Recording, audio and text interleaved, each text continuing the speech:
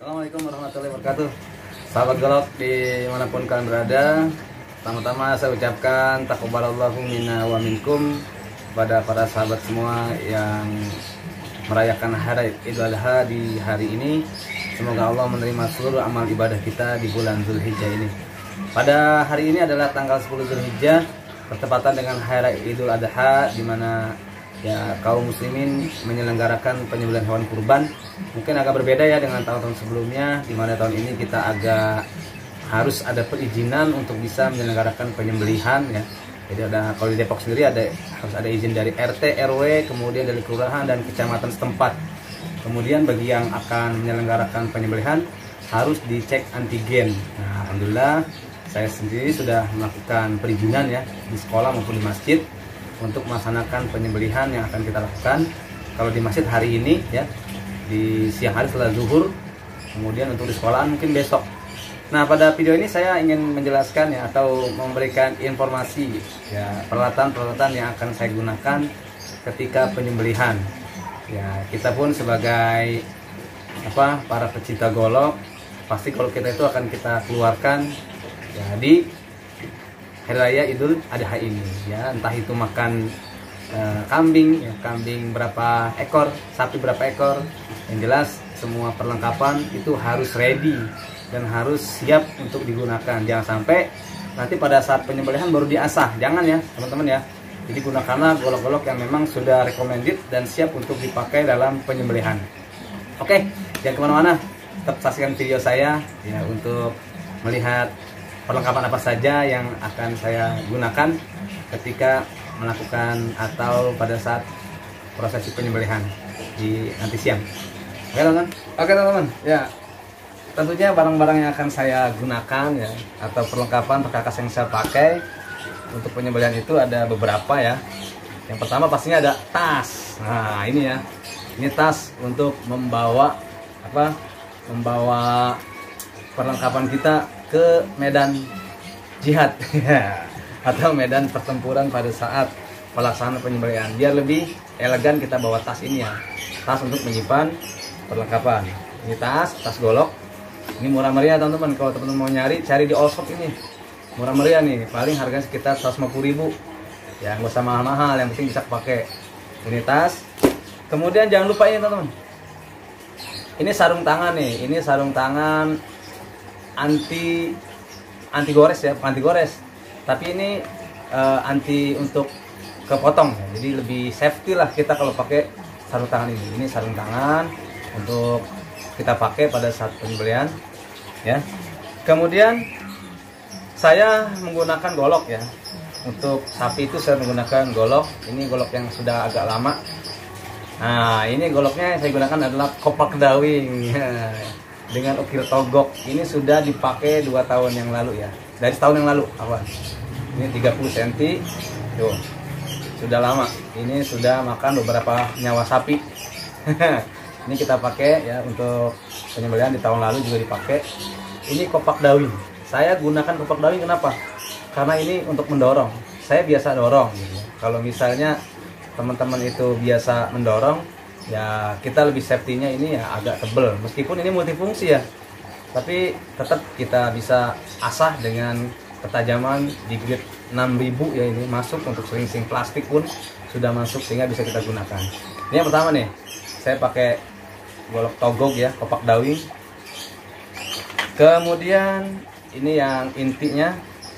Kemudian buat amannya lagi nih, saya ada satu yang buat serepnya ya, juga kopak dawing dengan si bintang ya, sama-sama golok buatan Seat ya, buatan Seat.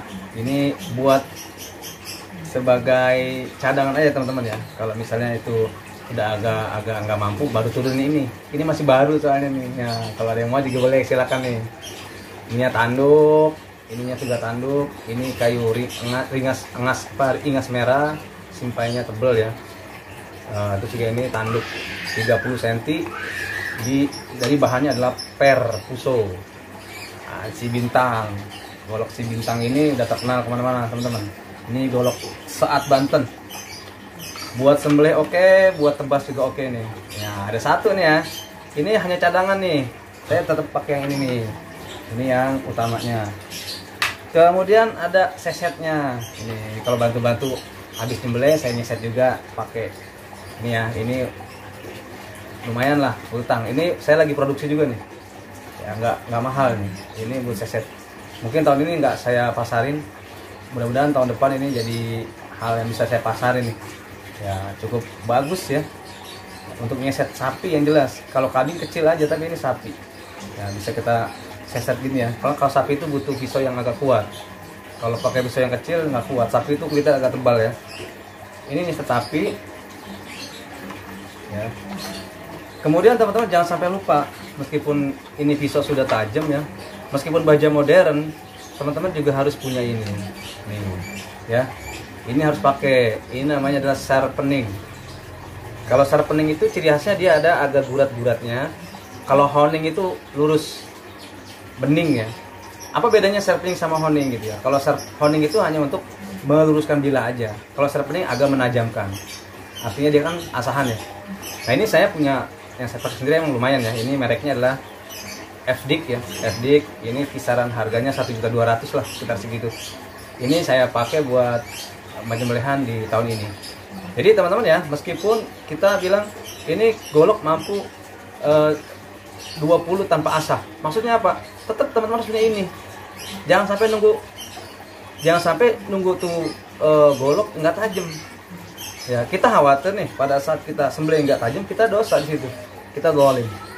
Jadi meskipun itu misalnya mau baja L, pakai apa kayak, kalau tetap untuk maintenance-nya, ini saya pribadi yang menyarankan harus kita bawa sharpening atau honing.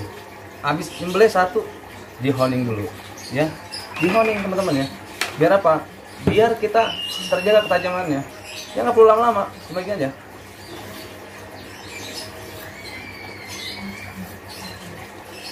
Nah, cukup udah. Habis sembelih ini lagi. Jadinya nggak menunggu kuntul atau nggak menunggu tumpul. Nah, kadang-kadang saya 20 kali sembelih tanpa asah. Betul, nggak diasah. Tapi jangan lupa pakai sharpening. Ini maksudnya ya. Jadi maksudnya adalah agar ketajaman itu terjaga pada saat kita nyembelih itu tidak terjadi ketumpulan. Jadi khawatir kalau misalnya PD nih, 20 pakai elmak, 20 sembelih nggak, akhirnya cuek aja nggak bawa sharpening. Jangan. Saran saya tetap bawa sharpening. Habis teman-teman atau sahabat golok ini sembelih, tetap di honing lagi sekali aja. 1, 2, 3, udah cukup. Kita udah menjaga ujung bilahnya ini tetap si bednya ini kan ada micro edge bed ya. Kalau dia sudah mikro tipis banget, mesti dijaga. Gitu khawatir kalau kita cuek aja PD udah 5 nggak diasah, masih kuat nih. Berapa nih? Pada saat yang ke-10 kali tumpul, nah kita udah berbuat zalim tuh. Nah, jadi saran saya pribadi, mau pakai golok apapun yang hebat, yang mahal, tetap teman-teman antisipasi dengan sharpening. Bukan asahan ya, tapi sharpening. Jadi pada saat habis sembelih, usahakan 1 di sharpening. Ini tujuannya apa? Jangan sampai pada saat kita sembelih itu terjadi ketidaktajaman, tumpul, sehingga ini agak mengakibatkan kita terjatuh pada perbuatan zalim atau penganiayaan dalam penyembelihan yang kita lakukan. Ini teman-teman ya, sedikit berbagi nih, sharing. Insya Allah siang ini saya akan ya membeli beberapa kambing ya di masjid dan juga sapi, dan insya Allah untuk besok di sekolahan itu juga ada sekitar 41 kambing dan 9 sapi juga kita akan ikut membantu di sana. Nah ini teman-teman, jadi ada 3 ya. Yang utama nih ya, ada sharpening, kemudian ada sarung tangan anti gores ya, kemudian ada pisau sisit, yang jelas ada goloknya ya. Gunakanlah golok gitu ya, karena kita ini pencinta golok ya. Boleh sih gunakan pisau-pisau pabrikan juga boleh, nggak apa-apa, yang penting secara syar'i. Tapi kalau untuk dapat eleganitas dalam menyembelih ya, kemudian kita juga terlihat melestarikan budaya, maka gunakanlah si golok ya.